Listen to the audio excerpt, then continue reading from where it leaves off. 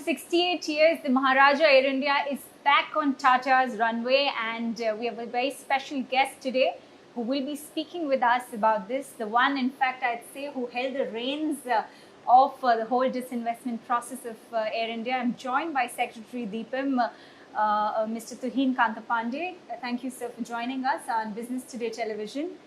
It's a pleasure to have you here, and well, the sale is here, so finally, I think I'd use the word finally because after repeated efforts of the government, Air India is going to go back to Tata's. While the announcement has been done today, when is the formal handover supposed to take place? Well, we expect that the deal will be closed by December. Because there are certain procedures which have to do after the signing, share purchase agreement signing. There are a whole lot of approvals are required from the bidder side and also from the company side, and also some of the obligations that the government has to do. And final balance sheet after the closing, after the condition precedents are met. And then, of course, closing, which means that the consideration amount as well as, handing over. Right. So how has this sale been different from other such sales if we talk about the structuring part specifically?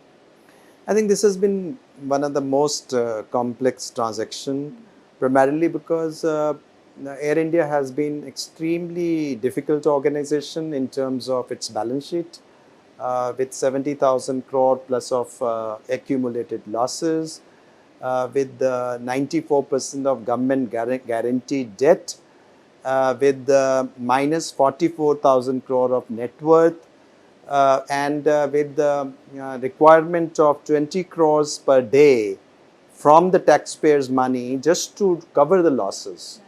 Obviously, the growth of enterprises cannot take place under this circumstance.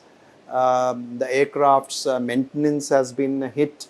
There have been several other issues which have come up, and a lot of uncertainties on suppliers and vendors, on even for payment for the fuel, for example. So I think taking into that consideration, what was required was also actually resizing the balance sheet. In order to do that, we had to actually change the bidding construct to the enterprise value, because practically the equity value is not there. Right. If you say you have minus 44 net worth, minus 44,000 crore.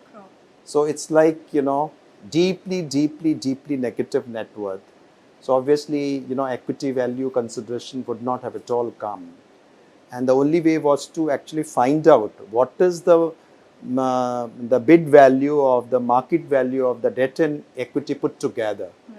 And having done it, now we have an idea that 15,300 of debt can be accommodated, and therefore the balance debt we can take it out, and the company can start with a fresh slate. Right. So the balance that you just mentioned, which is around about 46,000 crore, what happens to that? Is that going to be taken care by the government? Yes, of course. It will be taken care of technically by the AIHL, but AIHL doesn't have any business of its own. It's an SPV done precisely to house the excess liabilities and excess non-core assets of the Air India, so that eventually, net basis, whatever is to be done and paid out, and the government has to pay because it's government guaranteed after all. So that's still a majority of debt that the government will be taking care of. Of course, it's going to be transitioned to that platform that you're talking about. Of course, because the Air India just did not have any debt servicing capacity left long ago. Right. It's actually the losses which are being funded. So the debt was being taken only to fund the losses, and more debt was taken only to fund next year losses, and more debt was taken for the next year, another year's losses, and everything was guaranteed. So practically there are no assets being created, but only the debt is being funded. So it's not there. Right. So the money is not there. The underlying assets are not there. Right. So in total, what is the liability that government will be taking care of in terms of, if I also talk about the medical obligation and the pension and any other such incentives of the employees? Now the liabilities, the employees will be taken care of by the company. What we have said at the new bidder, that the new acquirer will not actually, do any, I mean, there will be no job losses for the existing employees for a year. And going forward in the next year also, that means year following also, you would have, in case something has to be separated, there has to be a VRS of a certain Right. kind.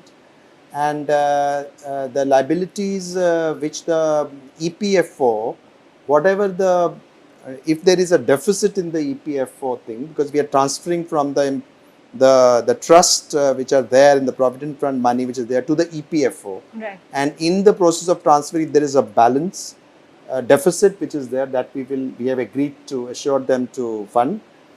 We have also said that 1,322 crores of JDC areas which are pending for a long time, that will be also cleared, and medical benefits for the retired employees will also be borne by the government.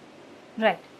So, keeping aside the technical aspect, this is in fact for our audience. Air India has this very emotional connect with the people of India. It's this homegrown brand and they're attached to it. Is the government going to do something to keep that conventional sentiment value intact? Of course it is. The brands are going along with Air India. So we are not retaining any brand and separately selling it. Right. It's a part of the deal. So it goes there. Air India flies as Air India. I mean, of course, the flexibility is there with the Tatas, what to do with the brands. But we have put a condition that 5 years there will be no, within 5 years there cannot be any transfer out, except within the group, because Right. they can use it the way they like. And subsequent to that, if they choose to transfer, it can be only to the Indian entities, not foreign entities. Right. Okay. Sir, of course, we are during this time post Air India, we are closer to the disinvestment target. BPCL is next big on agenda, but there have been reports saying that there's some kind of minor delay. Is the process on track, if I have to hear it directly from you?